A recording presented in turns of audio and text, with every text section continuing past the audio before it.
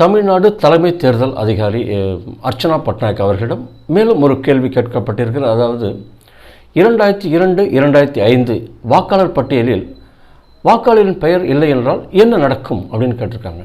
அதுக்கு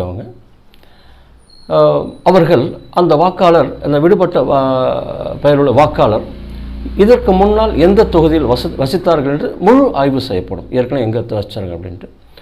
பிறகு அதை ஒப்பிட்டு அதனோடு அப்படி இருந்தால் அதனோடு வேறு தொகுதியில் இருந்தால் அதோடு இணைக்கப்படும். அப்படி இல்லாவிட்டால் பெற்றோர்களின் வாக்காளர் அடையாள அட்டை, வாக்காளர் அடையாள அட்டை எண் மற்றும் அவர்கள் வசித்த தொகுதி குறித்து மிக முழுமையாக ஆய்வு செய்யப்படும்.